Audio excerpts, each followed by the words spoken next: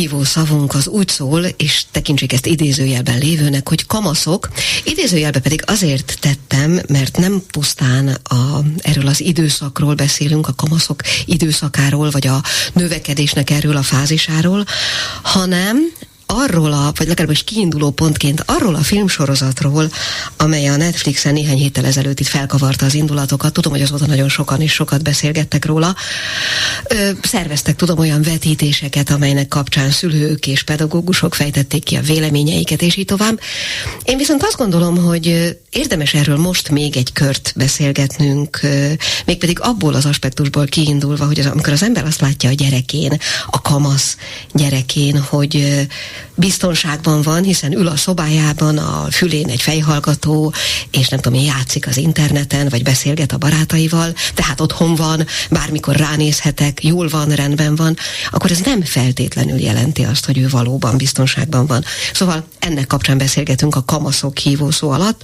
Vendégeim pedig dr. Dóczy Vámos Gabriella, aki pedagógiai szakértő, elsősorban a bullying szakértője, mediátor, tréner, coach, és itt van dr. Baracsi Katalin, internetjogász. Sziasztok!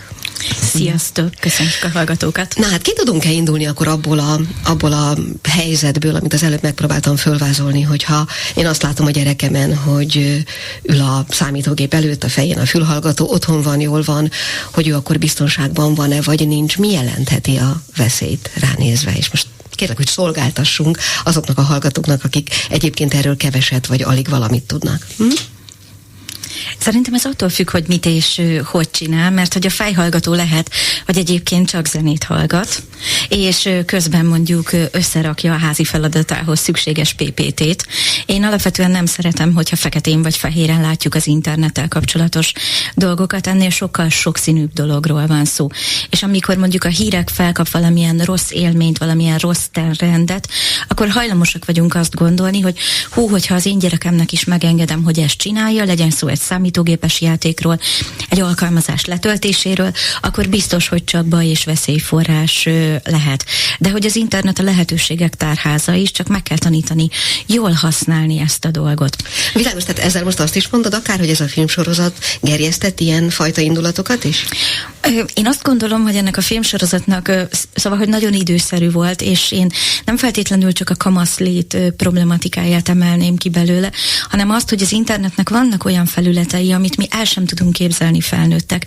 Pont abból adódóan, és azért, mert hogy más szokásaink vannak, akár csak tartalomfogyasztás szokás kapcsán, de hogy akinek mondjuk ellenérzései voltak már eddig is a világhálóval kapcsolatban, szerintem ez a film felnagyítja, mert hogy egy nagyon szélsőséges és egy végtelenül extrém helyzetet mutat be. Szóval azért nem ez történik lépten nyomon, de arra pedig pont jó, hogy felhívja a figyelmet, hogy hát egy szülőtől szerintem elvárható, hogy tudja, hogy mit csinál a gyereke a neten is. Azért azoknak a kedvéért, akik nem látták ezt a filmet, csak 3 mondatban vázoljuk föl, hogy itt tulajdonképpen egy gyilkosságba való hajszolás történik, egy kisfiú gyilkossá válik, egy internetes zaklatás eredményeképpen. Mondhatjuk ezt? Gabi? Oké. De pontosíts kérlek. Igen. Igazából én onnan folytatnám, ahol a Kati abba hagyta, hogy ez a film felhívja a figyelmet arra, hogy azért van egy jelenség, tehát ne tekintsük fekete-fehéren, de erre a jelenségre, hogyha a gyerek az interneten egyedül bolyong, az nem jelent biztonságot, még hogyha a szobájában ül, akkor sem, és szülőként ezt tudatosan kell kezelnünk, és hát amit Kati mondott az előbb, nekem a kapcsolódás szó jutott eszembe rögtön, hogy hát egy kapcsolat a szülő és a gyerek között. Tehát ha én óvodában nem engedem el első nap egyedül, sőt még általános iskola alsó tagozatban is elkísérem őt az iskolában, akkor az internet világában sem engedhetem őt el egyedül. Tehát az egy még több rejtek helyet és veszélyt rejtő hely, mint akár az utcák. De egyébként ilyen szempontból van különbség mondjuk a magyar gyerekek, magyar 7, 8, 12, 13 éves gyerekek és a világ bármely pontján élő gyerekek között? Szerintem igen. Én azt mondanám, hogy bizonyos digitális szokások felfutása kapcsán mondjuk van egy ilyen fél-egy éves átfutási idő, hogyha elindulunk onnan, hogy a nyugat-európai térség és mire Magyarország megérkezik. Mire hozzánk megérkezik, lehet, hogy egyébként már van az a gyerekközeg, aki egyébként mondjuk beszél erről az aktuális trendről, mondjuk, hogy ilyen csokoládét, ilyen cukorkát kell venni, vagy ez most a legújabb öltözködési trend, de mire a közbeszédbe bekerül, azért ezek így évek is eltelhetnek, mire ez elsődleges és fontos téma. És például itt a sorozatban ez a gyűlöletkeltés témája, ez nem új keletű, ezzel már hazánkban is foglalkoztunk. Néhány évvel ezelőtt az Európai Uniónak volt egy kampánya No Hate néven, ami a gyűlöletbeszédre hívta fel a figyelmet, és kifejezetten a gyerekek és fiatalok érzékenyítése volt a fő cél. Ez egy elhúzódó, tehát nem egy ilyen egyéves és akkor kifulladt kampány, hanem hazánkban például 5 éven keresztül ment, és benne voltunk a fő folyamban. Voltak jogszabályi változások, fórumok, de hogy alapvetően nem biztos, hogy mindenkit elért, és nem foglalkozott ezzel a témával. Most ez a sorozat ráirányítja a figyelmet a gyűlöletkeltésnek egy egészen különleges válfajára, azt, hogy egyébként a nemek hogy nem tudnak egymással békében élni, hiszen ugye a sorozatnak egy kulcsmozzanata az, hogy a gyerekek hogy keverednek az internet bugyraiba egy nőgyűlölő csoportba. De hogy itt nem csak a gyűlöletről van szó, hanem az, hogy ma már ott állunk a digitális világban, hogy szerintem egy felnőttnek sem olyan egyszerű eldönteni, hogy amit olvas, lát, hall, az igaz-e. És hogy elméletileg nekünk kéne megtanítani a gyerekeknek. Na hát nyilván ez a következő kérdés, hogy azt mondta az előbb a Gabi, hogy nem engedjük át ugye a zebrán sem, meg elkísérjük az iskolába. Hát én ismerem az utat, a zebrát, az iskolába vezető útvonalat, de az internetet messze nem biztos, hogy annyira, amennyire nekem ott vezetnem kéne a ilyen is olyan korú gyerekemet. Igen, és együtt, hát valahogy az jutott eszembe, együtt növünk fel velük, tehát mi nem úgy szocializálódtunk, hogy van internet, nem azt a szülői mintát láttuk, hogy hogyan is kell a gyerekeknek segíteni abban, hogy eligazodjanak az internetben, tehát az, ahogy felnövünk, amilyen szülői mintákat látunk, vagy azt követjük, vagy olyannak megyünk ellene, tehát, hogy alapvetően ahhoz igazodunk. Tehát egy olyan, én azt gondolom, látom magam körül is szülőkön, hogy egy bizonytalan szülői lét van most, tehát nem tudjuk, hogy hogyan tartsuk a kereteket egy olyan világban, ahol nem érezzük a kereteket, tehát ahol ott a fake news, ahol ott van egyik napról a másikra egy még újabb lehetőség, tehát ezekben nagyon nehéz tartani a kereteket a gyerekek számára. Arról nem is beszélve, hogy ők beleszülettek ebbe, tehát ugye generációs különbségek, tehát azok, akik az internet teljes természetességébe születtek bele, hát ő nekik, tehát akár hamarabb találnak meg dolgokat, mint a szüleik. Tehát olyan, hogy igen, tehát hogy meg most már akinek az okostelefona természetes, tehát hogy na szóval nem irigylem magunkat, fiatal szülőket, középgenerációt, akik kamaszokat nevelnek, kisserdülőket, vagy akár már óvodában, mert Katival beszélgettünk most itt az adás előtt, hogy mi minden történik. Már óvodában. Már óvodában, igen. De hogy ez egy fontos dolog, hogy szóval mégiscsak mi vagyunk a felnőttek, és nem szabad azt összekeverni, hogy az a tudás, ami a gyerekekben mondjuk konkrétan a digitális világgal kapcsolatos, ez egy technikai tudás. Tehát odarakok egy bármilyen típusú telefont, és megkérem, hogy léci, állítsd már be ezeket, valószínűleg 2 pillanattal és az idő tört része alatt be fogja ezt nekem állítani, amíg én lehet, hogy fél-egy napokat is eltöltenék vele. De abban a pillanatban, amikor valaki mondjuk például azt kérdezi tőle, hogy küldenél egy képet, egy játékban elhangzik az a kérdés, hogy egyedül vagy otthon, ez jelzem, hogy egy 12 évesben is ugyanolyan félelmet kelt, mint egy 6-8 évesben, és a 16 évesek, amikor valaki odaírja a profilképe alá, hogy egyébként te csúnya vagy, és értsük jól, mert hogy ennél sokkal durvábbakat is odaírhatnak, az megviseli.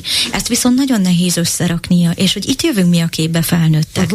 Hát, hogy azért mégiscsak van élettapasztalatunk, valahogy csak átrágódtunk a világ történésein, és én mindig azzal szoktam nyugtatni a felnőtt hallgatóságomat, hogy higgyük el, hogy vannak tapasztalataink, amire a gyerekeknek szüksége van.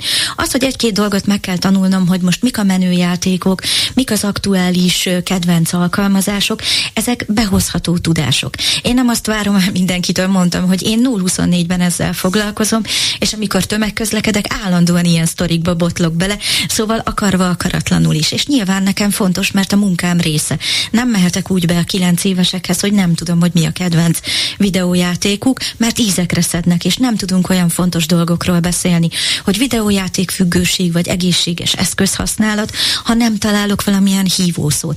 Szóval, hogy szülőként ez egy fontos dolog lenne, és hogy ne azt a struc politikát folytassuk, hogy persze ez biztos rossz, ez haszontalan dolog, hanem üljünk le. Szóval játszani lehet videójátékkal is közösen, és kiderül, hogy lehet, hogy a játék csak eszköz arra, hogy valami másról beszéljek.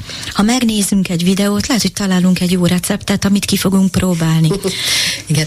Jó, szerintem ez most az a pontja a beszélgetésnek, ahol talán megérett a pillanat arra, hogy válasszuk ketté a bullyingot, illetve azt a fajta bántást, a gyűlöletet, tehát ezzel a korszakkal való nehézségeket, és ennek az internetes változatát, jó? És most a Gabit kérem szépen, hogy egy kicsit induljunk el ebből tehát a bullying értelmezéséből, illetve abból a fajta bántalmazásból, ami ebben a korszakban, ebben az életkorban és ebben a közösségben, mondjuk mint egy iskola, de akár az internetes közösség is a kortársaké létrejöhet. Tehát a bullying az egy speciális típusa az erőszakos viselkedésnek, alapvetően egy hosszú távon fennálló, rendszeresen előforduló, ismétlődő jelleggel megjelenő ártó, káros, a másikat bántani akaró viselkedés sorozatról van szó. Tehát itt az a lényeg, hogy egy idő után én áldozatként azt érzem, hogy már nincs mozgásterem. Nagyon erős hatalmi egyensúly hiány jellemzi, ami megbillen valami miatt a bántó, nevezzük így, bántó, és a hozzá csatlakozók feljogosítottnak érzik magukat arra, hogy bántsák azt, akit éppen bántanak. Ez egy nagyon, tehát attól tehát az a tapasztalat, hogy alapvetően piszkálódás minden közösségben megjelenik, van az az életkor, ahol ez a hatalmi egyensúly hiány hajlamosabb megbillenni, ilyen 3., 4. táján például, főleg akkor, hogyha valakinek van egy idősebb testvére, ő már sokkal menőbb ettől, hát ő annyi mindent látott, és akkor ott van az első gyerek, abban az adott családban, egy másik gyerek, aki meg a legidősebb, és ő még mondjuk szereti a szivárványokat, szerinte az tök menő. Na itt már elkezd megbillenni a hatalmi egyensúlyhiány, és a bullying definíciójának egy most arra markáns része a World Anti-Bullying Fórumos 2025-re az, hogy nem érkezik válasz a felnőttek, a tekintély személyek részéről, intézményes szinten sem, meg egyéni szinten sem. És itt jön be a képbe, amit a Kati mondott, és bennem is pont az fogalmazódott meg, hogy tereljük egy kicsit a személyes térre is, hogy alapvetően a felnőttek felelőssége otthon és az iskolában személyes szinten is megkérdőjelezhetetlen. Tehát azt normát azt én képviselem, akár osztályfőnökként, tanárként, tehát hogyha hagyom azt, hogy a gyerekek bántsák egymást, akkor egy szemlélő szerepbe kerülök, mert ehhez a bullyinghoz egy nagyon komoly szereprendszer is kapcsolódik. Nem homogén egyik csapat sem, tehát az zaklatók csoportja sem homogén, van, aki kezdeményezi, van, aki csatlakozik hozzá, van, aki csak nézi, de mosolyog. Ez nagyon rosszul esik, nagyon fájó annak, aki ott ezt elszenvedi. És hogyha a pedagógus belép és azt mondja, hogy ne, akkor védelmező szerepbe kerül, ha a pedagógus maga is bánt, vagy nevet egy poénon, ami rossz, akkor ő is bántalmazó, hogyha meg nem tesz semmit, akkor egy szemlélő szerepben van, viszont kutatások azt igazolják, hogy az ő viselkedése az egy kulcs annak a gyerekek viselkedésének és attitűdjének. Az jutott eszembe, hogy értem, de azért azt elmondhatjuk nyilván, hogy minden csoportban, akár 3-an vannak benne, akár 10, akár 30-an, létrejön egyfajta csoportdinamika. Tehát mindenütt kialakulnak azok, akik vezetnek, azok, akik vezetettek, fogalmazunk így. Mi az a pont? Honnan tudom, hogy egyszer csak elkövetkezik a bántásnak, a viccelődésnek, az egymás határai keresésének az a pillanata, amikortól ez már a bullying témakörébe tartozik? Két dolgot szeretnék erre mondani. Az egyik, hogy van egy úgynevezett rangsorképző agresszió, ez az, amiről beszélsz, hogy összeverődik egy osztály, egy csoport, egy közösség, és akkor ennek különböző csoport alakulásnak fázisai vannak, az első a viharzás, mindenki keresi a helyét. Egy idő után ez, amikor megvan a helyem, komfortossá kell, hogy váljon, vagy nem, és akkor ez a viselkedés áthelyeződik. És akkor itt kapcsolódnék a másik, amit mondanék Katihoz, hogy higgyünk magunknak, felnőtteknek abban, hogy én azt mondom, hogy szerintem ez nem oké.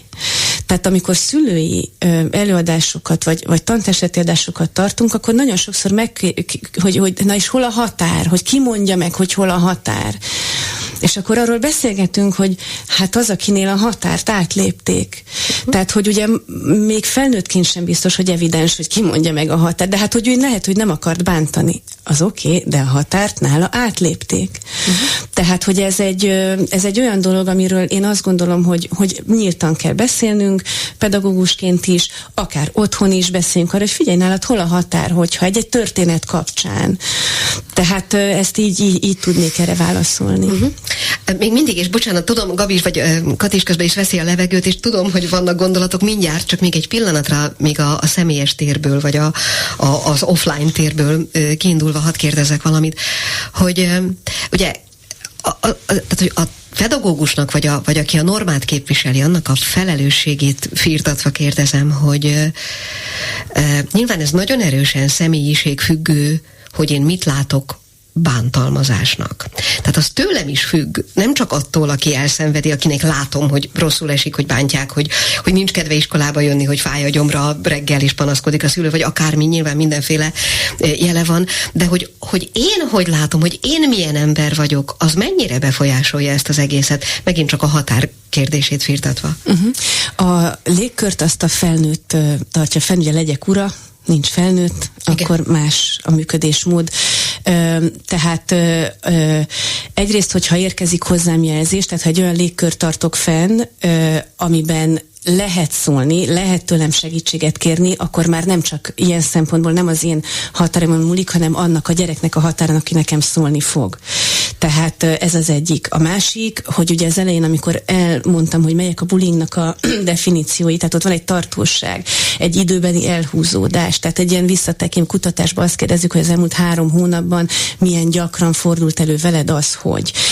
Tehát, hogyha valaki beszorul egy áldozat szerepbe, az már egy jelzés abszolút, és ezt meg lehet állítani, és az egyén is ebben pont, bocsánat, így hogy az egyéni tapasztalatok és nézetek, én tanárként mit tapasztaltam gyerekkoromban diák szempontból is, hogy mit reagált az a tanár, aki ott volt előttem, ez minta.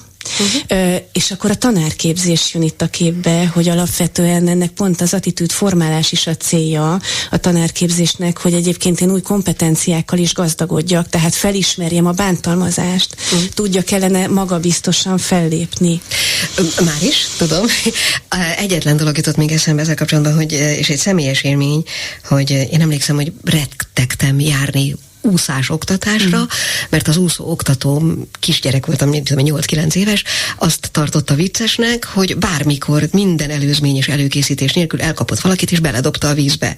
És amikor néha én kerültem sorra, akkor én ott konkrétan fuldokoltam hosszan, és szóval én ettől rettegtem a kiszámíthatatlansága miatt, miközben ő ezt, és nem csak ő, hanem a csoport többi tagja is rendkívül viccesnek találta, aki ettől ugye nem félt, mármint azok a gyerekek, akik találták viccesnek. Szóval csak ezzel akartam visszautalni arra, hogy az én személyiségem, a tanár személyisége, a tanult és működtetett formákon túl a személyisége mennyire befolyásolja azt, hogy hol a határ. Erre gondoltam. Az én határomat, tehát az én áldozat határomat ez nem befolyásolja, de a közösségben a határt befolyásolja. Tehát, hogy én azt mondom, hogy nem. Értem. És nem csak akkor mondom azt, hogy nem, amikor ez történik, hanem így működtetem az osztályt, ez a prevenció. Tehát amikor nem fér bele, amikor van egy észlelési jelzőrendszer, van egy protokoll, hogy hogyan reagálok, hogyha baj van, és mit csinálunk, hogy közösséget építünk, vagy amit Kati mondott, gyűlöletet keltünk, megosztjuk a közösséget, mert akkor jobban fognak engem tisztelni. Hát hiszen, hogyha ugye ez az oszd meg és uralkodj, akkor én vagyok, hiszen mindenki fél. De ez nem egy oké út. Tehát igen. Jó, tisztasan, értem. Jó. Kati, mindez, amiről most beszéltünk, hogy néz ki az online térben? Ugye ez egy egészen másfajta összefüggési rendszer, mint mondjuk egy osztályterem egy pedagógussal. Itt egészen más viszonyok, relációk uralkodnak. Az a helyzet, hogy az alap egyébként ugyanez. Tényleg? Igen, tehát, hogy a szerepek ugyanígy működnek. Csak, hogy mi a probléma forrása? Hát az, hogy amíg mondjuk egy iskolai bántalmazás a csengővel vagy a nap végével véget ér, és hazamegyek, akkor kikapcsolhatok, pihenhetek, regenerálódhatok, ha én vagyok egy áldozat, addig az online térben nincs szünet. Ez egy 0-24 órás tevékenység, és mivel rengeteg közösségi média felületet használunk, ezért bármelyik felületen utolérhetnek, legyen szó csak egy mezei osztálycsoportról, vagy valaki posztol, és hát ez egy gyorsan fejlődő technológia, úgyhogy a bántalmazás mértéke is gyorsan átalakul.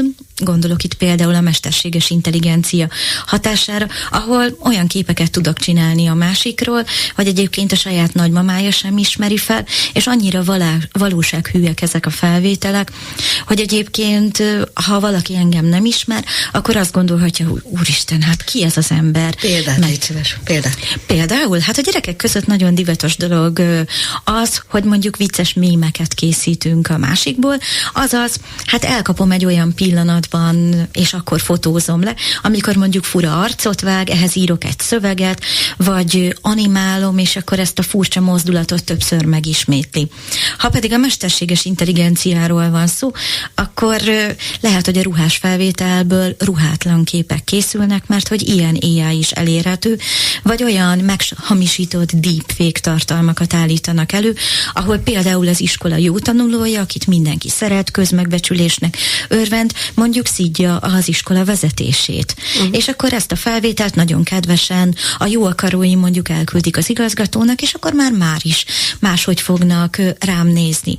Ez a technológia egyre tökéletesebb, pontosabb, és hogy itt van egy picit hátrányban a felnőttség megint, mert hogy olyan cselekményeket is elkövetnek bántalmazás címén a fiatalok, amiről nincsenek személyes tapasztalataink, és remélem, hogy nem is lesznek ezzel kapcsolatban, és hát akkor azt érzi a felnőtt, hogy oké, de hát, hogyha nem tudom, hogy ez micsoda, akkor végül is hogyan segíthetek én ebben a történetben? És ugye sokak számára gátként szerepel, hogy akkor nem kell beavatkoznom, ezt a gyerekek majd elintézik egymás között.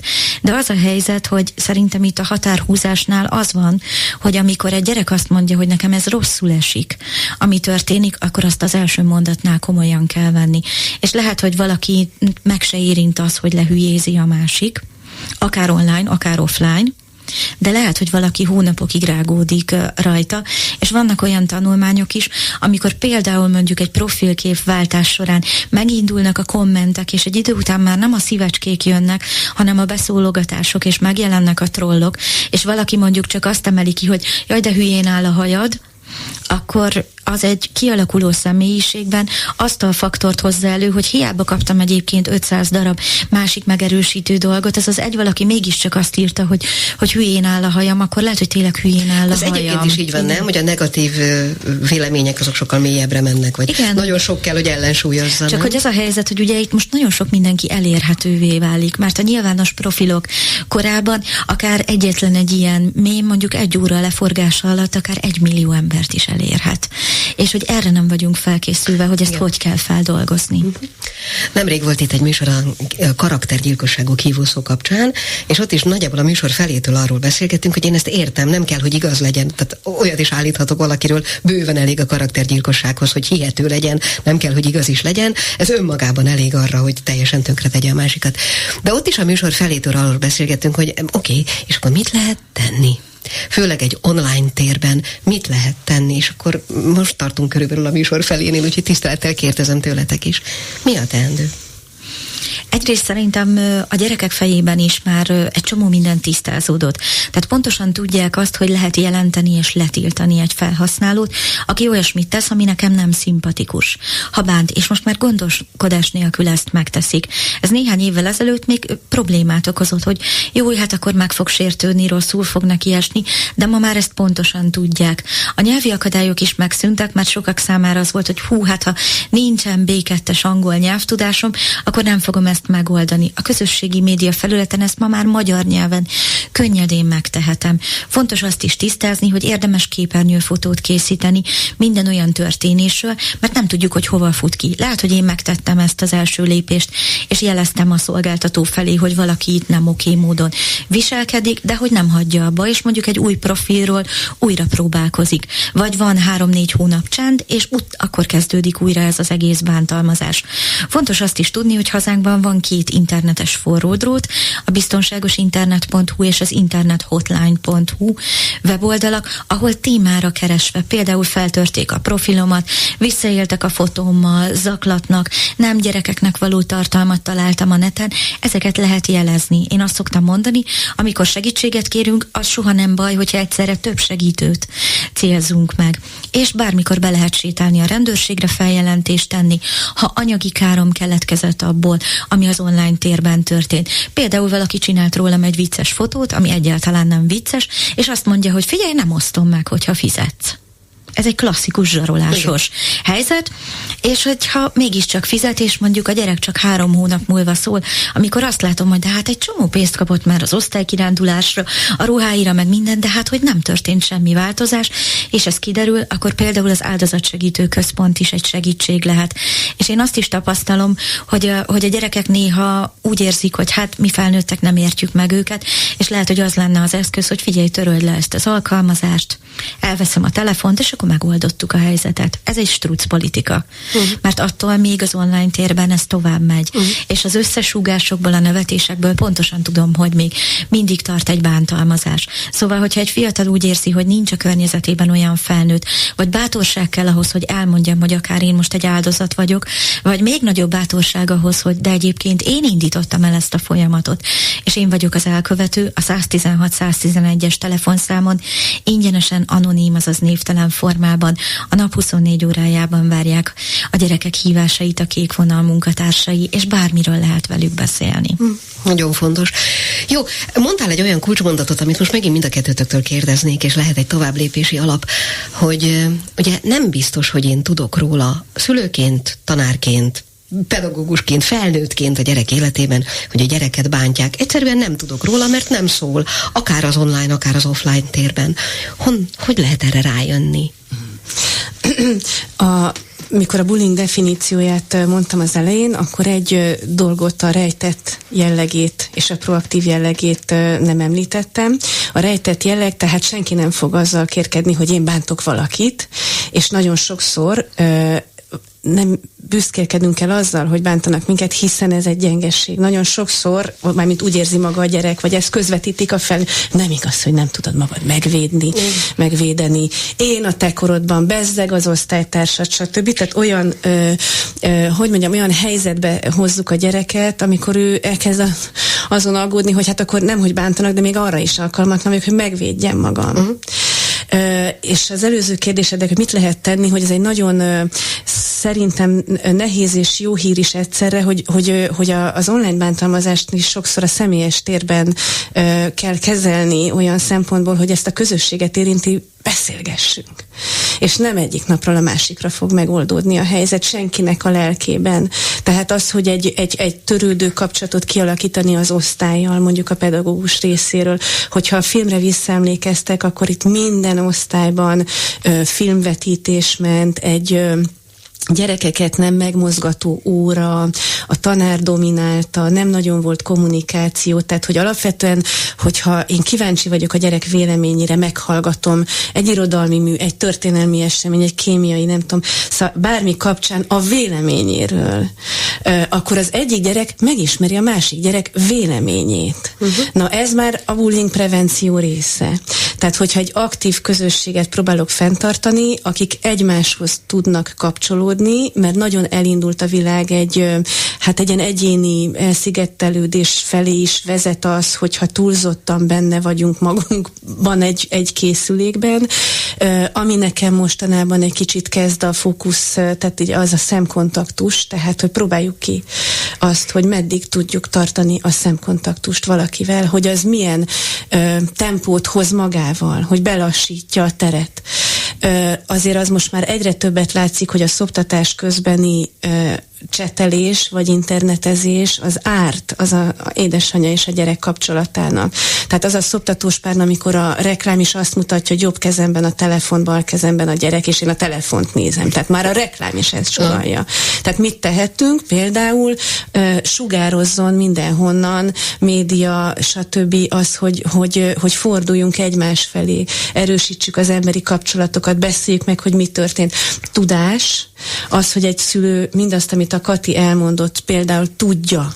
Tehát a gyerek gyereknek tudjon segíteni, legyen tudása arról, hogy képernyőfotó, legyen tudása arról, hogy melyik az a 2 hely, ahova fordulhat, legyen tudása arról, hogy a személyes, hogy van egy iskolai szociális segítő az iskolában, hogy van egy családsegítő, hogy tudjon róla, hogy fordulhat az osztályfőnökhöz.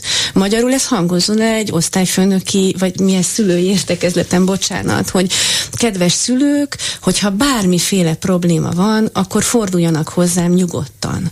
És én azt szoktam javasolni pedagógusoknak is, meg szülői közösségeknek is, hogy beszéljék meg azt, hogy még akkor is az osztályfőnökhöz fordulunk, hogyha köztünk jó a viszony szülők között. Mert el tud romlani akkor, hiszen hogyha probléma van a gyerekek között, mert az én gyerekem az én gyerekem, az ő gyereke az ő gyereke, és szülőként nem biztos, hogy tudunk közösségben gondolkodni. A pedagógus meg közösségben gondolkodik, és ezek a dolgok közösségi dolgok. És szülőként a közösséget kell támogatni, mert az én gyerekem is akkor lesz jól, ha abban a közösségben jól van. Világos.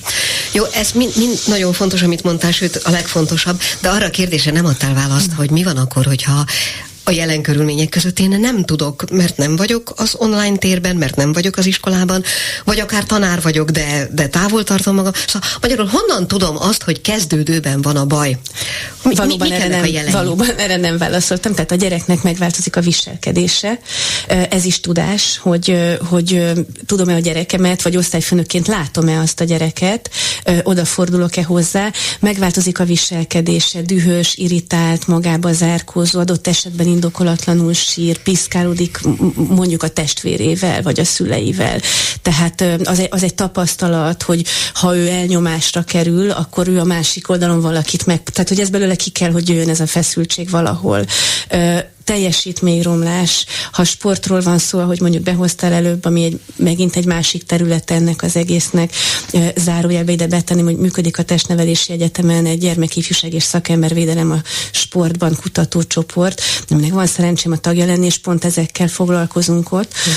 Tehát, hogy az, hogy a teljesítmény, a tanulmányi eredménye romlik, vagy a sport teljesítménye romlik, az, hogy azt látod, hogy megpróbálja kerülni a társaságot, állandóan a telefonján lóg, ha mondjuk online dologról van szó, irritáltan lerakja, ha a személyes térben történő már akár extrémebb bántalmazás, amit nincs meg a pénze, amit a Kati mondott, de hogy azt el lehet venni uzsonnára is, tehát nem kell kicsalni online. Az, hogy a ruhája hogy néz ki, az, hogy tehát, hogy ezt látja, más úton megy az iskolába. Megpróbálja elkerülni azokat a helyzeteket, amiket veszélyesnek érez. Tehát azt összefoglalásképpen azt tudom mondani, hogy ha én ismerem a gyerekemet, akkor azt látom, hogy megváltozott a viselkedése. És nem a kamaszos, mert kamaszkorban mindenkinek megváltozik a viselkedése, tehát nem ez a preserdülő dac meg duzzogás, hanem érzem rajta azt az irritált, feszült valamit, és ami az egy kicsit több annál, mint hogy csak így visszaszólok az anyukámnak, apukámnak. Kati? És hát nyilvánvalóan itt ezt a listát azzal is lehet kiegészíteni, hogy valaki tényleg vagy belefordul ebbe a világba, mármint az online térbe, vagy hogy korábban az, akinek volt egy egészséges kapcsolata, hogyha például felhangzik egy értesítési hang, akkor összerezzen konkrétan fizikailag, mert hogy tudja, hogy valami történik. És nyilvánvalóan nem azt szeretnénk erősíteni a hallgatókban, hogy akkor most minden lépten-nyomon bullyingot vagy cyberbullyingot kell gyanítani, de az, hogyha ilyen hirtelen változás van, és hogy ez valami, tehát hogy indokolatlan, vagy olyan történeteket talál ki hozzá, amik egyáltalán meg sem valósíthatóak.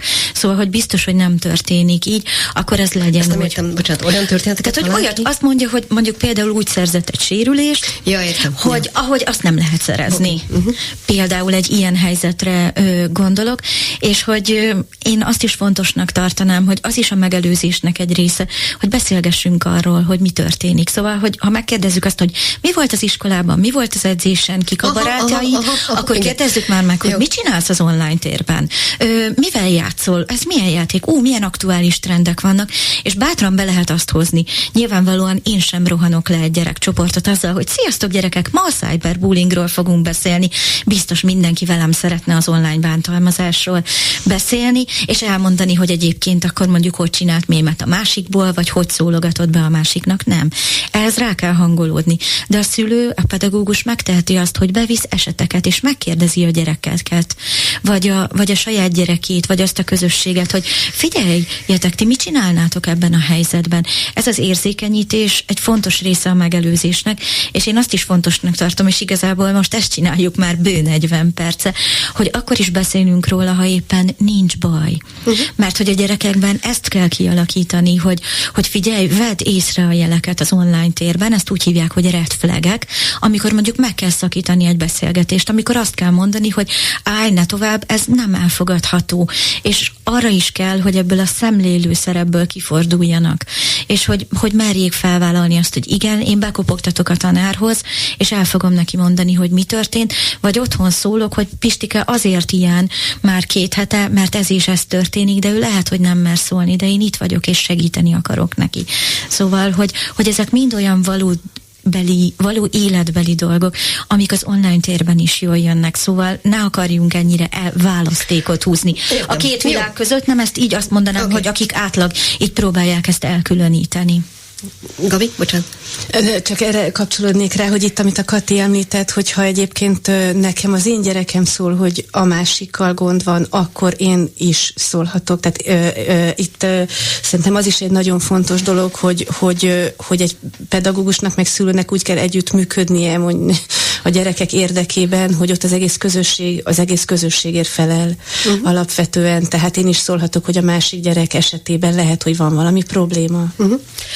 Még egy ilyen világító szó van ide a fejemben, ami így villog már egy ideje, hogy mit változt, tudom, hogy ez egy nagyobb lépték meg minden, de mégis mit változtat a dolgon, a lehetőségen, a hangnemen, a viszonyokon, a névtelenség lehetősége? Szerintem nagyobb bátorságot ad az embereknek. Mert hogy az online térben még akkor is, ha kiírom a nevemet, vagy név nélkül teszem mindezt, megtehetek olyat, amit egyébként a való életben biztos, hogy nem tennék meg, és hogy miért csinálom ezt? Hát egyrészt nincs ott az a másik, akivel ezt csinálom, szóval nem hat rám az ő viselkedése, hogy mondjuk esetleg kétségbe esik, sírva fakad, nekem támad, mert hogy ez nem történik meg. És hogy akkor hát így uralkodhatok a másik felett. Én azt látom, hogy az online térben, amikor így névtelenül elkezdünk beszólogatni olyan embereknek, vagy névvel is, akiket egyébként lehet, hogy nem is ismerünk. Vagy akikkel egyébként nem tudnék kapcsolatba kerülni a normál életben, mert ő a, mit tudom én, vezető tanár, politikus, színész, akárki. De hogy az annyira jó dolog, hogy akkor igen, és akkor most vagyunk az interneten, és akkor a kommentek formájában ezt rázúdíthatom. Ezért is jó dolog szerintem, hogy az idei évtől létezik internetes agresszió néven egy önálló bűncselekményi kategória, hogyha valaki egy netes kommunikációban, akár szövegesen, akár képi vagy videós formában a másik embernek a halálát kívánja, bármilyen erőszakot vagy kínzást hajt végre, ezért börtönbüntetést lehet kapni. Szóval, hogy ez már egy fontos lépés arra, hogy felhívjuk a figyelmet, hogy a két világ szabályai ugyanazok. És hogy itt a kommentelés kapcsán szerintem mi felnőttek végtelenül rossz példát tudunk mutatni a gyerekeknek. És amikor azt hiszük, hogy jaj, hát és akkor kamasz, és úgyis mindent máshogy csinál, mint ahogy én mondom, jelzem, akkor is minket másol, és átveszi ezt a rossz gyakorlatot, mert azt gondolja, és ezt sugallhatjuk felé, hogy az interneten következmények nélkül tehetek meg mindent. De hogy ez nincs így. Igen, ez egy messzire vezető gondolat, és most nem is akarok ebben nagyon belemenni, csak mondom megint, hogy én például itt a rádióban látom azokat az SMS-eket, amik nem feltétlenül hangoznak el adásban, de emberek írnak néha kifejezetten agresszív hangnemű megjegyzéseket műsorokhoz, sőt én is kaptam olyan megjegyzéseket már más csatornán a rádiós működésem alkalmával, amik aztán nagyon mélyre tudnak menni, meg nagyon fájóak is bántok, olykor nagyon nem is érzem őket igazságosnak, de ilyenkor az ember valamennyire megpróbál rajta túllépni, megemészteni, nem tudom, de akár szó szerint tudom idézni például azokat a félmondatokat, amiket olykor kaptam. Magyarul nagyon mélyre tudnak menni ezek a megjegyzések, kamaszok, vagy kamasz életkorban, meg azt gondolom, hogy ez hatványozottan így van.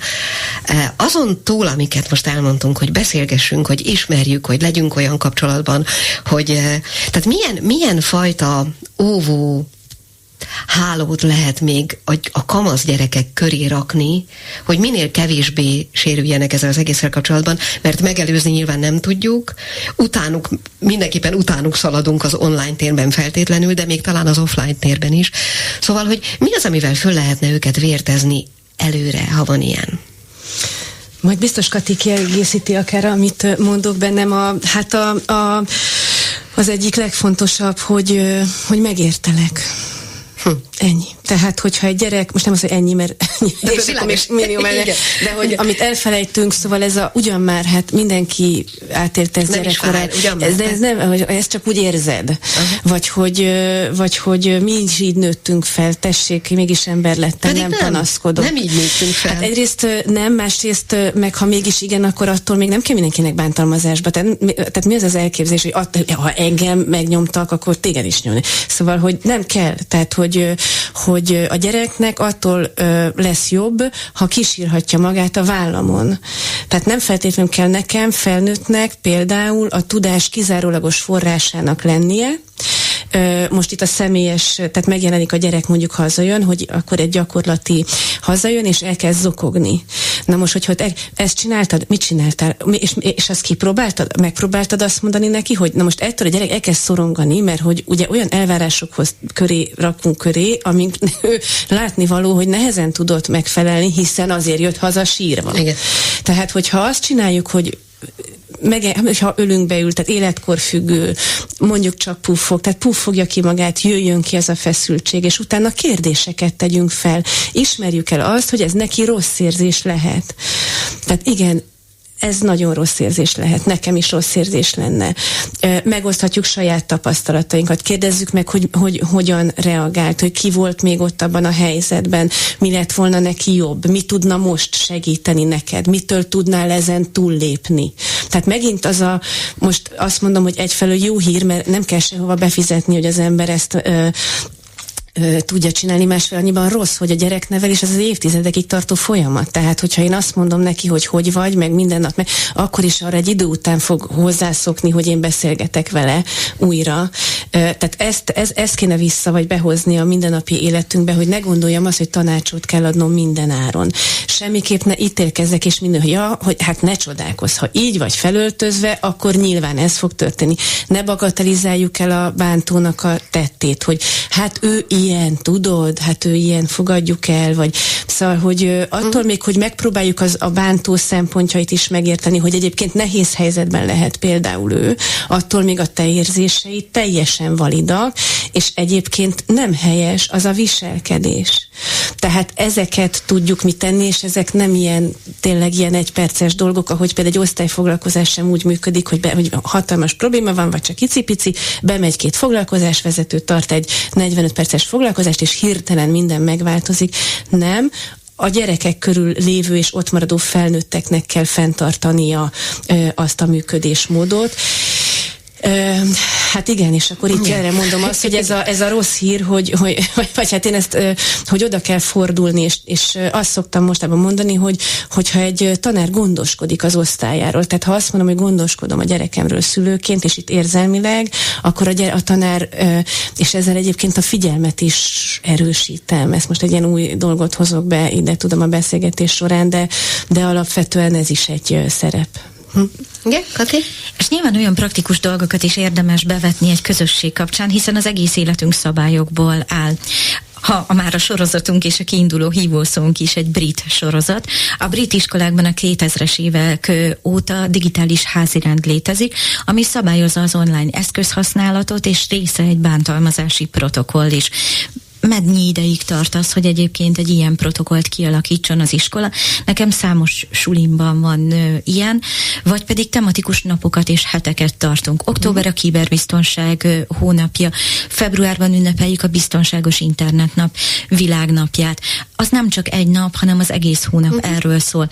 Szóval, hogyha ilyenkor szervezünk foglalkozásokat, témákat, saját magyar kezdeményezés, a digitális témahét, ami nincs máshol a világon, és nagyon jó fejpedagógusok rendkívül kreatív ötletekkel állnak elő. És bár jogász vagyok, és azt mondom, hogy igen, ezek között súlyos bűncselekmények is vannak, és hogy fontos, hogy elégtételt kapjunk jogi úton is, de én hiszek abban, hogy olyan alternatív vitarendezések, mint a mediáció, a resztoratív, a helyreállító igazságszolgáltatás, egy mese, egy drámapedagógia, maga a színjátszás eszköz lehet arra, hogy érzékenyítsük, és ahhoz, hogy egyébként akár egy online vagy egy offline bántalmazást megértsünk, én szerintem az érzelmi intelligenciának a fejlesztése nagyon-nagyon fontos. Ja, ez tök jó, hogy ezzel fejezted be, mert most ránéztem az órára, és van még 8 percünk, ha nagyon ügyesek vagyunk. Szerintem nagyjából értjük, hogy miről van szó, szerintem remélhetőleg a hallgatók is nagyjából értik. Én mégis azt kérem szépen, hogy egy egyszerű hétköznapi példát az iskolai, az offline bántalmazásra, valamit, amiről nem gondolnám feltétlenül, hogy, mert nyilván egy nagyon súlyosról tudom, hogy az, de amiről nem feltétlenül gondolnám, csak hogy értsük, hogy pontosan mi lehet valami ilyesmi, és tőled is, Kati, ugyanezt egy online térbelit, jó? Akkor mondok egy példát erre. Gyerekeket csoportba osztjuk, hogy akkor egy projekten dolgozzatok, és akkor a tanár kijelöli, hogy ki a csoportvezető, és az egyik gyerek azt mondja a csoportvezetőnek, a csoportvezető azt mondja, bocsánat, visszagrom egyel, hogy akkor te ezt fogod csinálni, te azt fogod csinálni, te meg ezt fogod csinálni, hogyha bárki elakad, akkor szóljon. Egyébként erről a gyerekről a pedagógus, hát ugye, tehát hogy az, hogy lassabban dolgozik, és erre folyamatosan megjegyzést tett egy-két pedagógus, tehát az osztályban ennek, hogy mondjam, tere van, tehát a pedagógus kvázi felhatalmazta a gyerekeket. És akkor ez a projektvezető kiosztja a feladatokat, bárki szóljon, hogyha segítségre van szüksége, ezt egyébként felnőttektől is ritkán lehet ilyen működésmódot használni, és azt mondja az egyik gyerek, hogy na, hát hogyha ő a projektvezető, akkor nem megyünk sokra. És megy tovább a munka. És ezt csak abban a kis csoportban hallották, és ez a gyerek, ez egy megtörtént példa, utána hónapokig rágódik ezen, és nagyon rosszul esik neki. Tehát ez az, ami mondjuk egy pedagógus nem hallja feltétlenül, nem hallja az egész osztály, de egy gyereknek nagyon-nagyon rossz volt. És hogyha sok ilyen pici van, akkor az már igen, bullying. Mert hogy ugye a definíciójában ott van, hogy rendszeres, hosszú időn át tart, stb. És mert egyszer megtörténhetett, és senki nem reagált rá úgy, hogy ez ne legyen, igen. Ezért megtörténhet újra, meg újra. Így van, és még a pedagógus is teret ad neki. Tehát ugye van a differenciálás, mint eszköz, hogy különböző tudású, különböző tempójú, stb. Gyerekek. Itt van egy olyan gyerek, aki lassabban dolgozik, és vagy hát pellengérre van állítva abban az adott osztályban. Kati? Én egy nehezebb online esetet hoztam, amivel hát léptennyomon lehet sajnos találkozni, de hogy nagyon nagy tagadásban vannak a felnőttek. A jelenséget úgy hívják, hogy grooming, ami behálózást és becserkészést jelent. Itt arról van szó, hogy akár egy számítógépes játékban, akár valamilyen közösségi felületen egy felnőtt ráír egy gyerekre, és elkezdenek beszélgetni. Az elején vagy elmondja, hogy ő egy felnőtt, vagy az esetek nagy részében nem, és hogy hosszú hónapokat áldoz arra, hogy egy bizalmi kapcsolatot építsen ki azzal a fiatallal, azzal a szándékkal, hogy utána bántsa őt, és leginkább szexuális jellegűen visszaéljen vele. Mondjuk képeket kérjen, webkamerát, és amikor a gyerek ki szeretne szállni ebből a helyzetből, akkor pedig megzsarolja. És azt mondja, hogy minden beszélgetésünket, minden felvételt nyilvánosságra hozok. És mi történik? Hát ugye azt gondoljuk, hogy hát akkor biztos barátkozik a neten, meg hogy úgy is tudja, hogy ismeretleneket nem jelölünk vissza, mert hogy ez már alaptudás. Én azt látom, hogy ez egyáltalán még mindig nem az alaptudás részét képezi, és a legfrissebb kutatások szerint a 12 és 16 éves fiúk, akikről már azt gondolnánk, hogy tök önállóak és egy csomó mindent tudnak, játékon belül nagyon kiszolgáltatottak, és sokszor nem beszélnek arról, hogy mi történik velük, hogyha kapnak egy ilyen nem kívánatos ajánlatot. Szóval szeretném felhívni arra a figyelmet, hogy amikor valaki hirtelen titkolózik, vagy egyébként megjelennek olyan mindennapi, a való életben látható mondjuk menő sportcsuka, cipő, amit mi mondjuk feltételekhez kötöttünk, hogy jó bizonyítványod legyen, vagy bármi, akkor lehet, hogy mögötte egy internetes cukros bácsi, vagy cukros néni van, aki mondjuk bizonyos képekért, vagy szolgáltatásokért ezért cserébe hát megadja ezeket a tartalmakat. És hogy engem ami megdöbbentett ezzel kapcsolatban, hogy volt egy olyan kislány, aki nagyon szomorú, meg nagyon szegény körülmények között élt, és amikor letartóztatták ezt a groomingos ragadozót, akkor a kislány azt mondta, hogy nem értem, hogy miért csináltátok ezt a bácsival. Tél volt, vett nekem téli kabátot, meg eleget azért, hogy együnk, és nem fagytam meg, és hogy csak néhány képet kért, ahol rajtam nem volt ruha, és hogy ez miért baj. Szóval, hogy ezt a részét is értenünk kell, és hogy ez nagyon felkavaró és drámai is lehet, de muszáj arról is beszélni, hogyha valaki az online térben hirtelen nagyon közvetlenül közeledik hozzám, és folyamatosan személyes kérdésekkel bombáz, akkor ő nem feltétlenül barátkozni akar, hanem valamilyen hátsó szándéka van, és hogy ezt is vegyük észre. Jó, hát a műsor zárásaként akkor most szerintem a legfontosabb infókat kérlek, Kati, ismételd meg, jó? Mármint azt, hogy hova tudok fordulni adott esetben, amikor erre szükség van. Jó? Magához a szolgáltatóhoz jelenthetek, letilthatok egy felhasználót, képernyőfotót, rendőrséghez, áldozatsegítő központhoz, és a 2 internetes forródróthoz, biztonságosinternet.hu, internethotline.hu. Hát ez volt a mai Zsebenciklopédia a kamaszok hívószó kapcsán, és vendégünk van dr. Dóczy Vámos Gabriella, pedagógiai szakértő, bullying szakértő, mediátor, tréner, coach, és dr. Baracsi Katalin internetjogász. Ez volt a mai Zsebenciklopédia, ismét Gál Édit hallották. Én azt gondolom, hogy megint csak kérünk egy kis zenét, mielőtt a hírek következnek, mert ezt muszáj lesz megemészteni. A Zsebenciklopédia című műsorunkat hallották.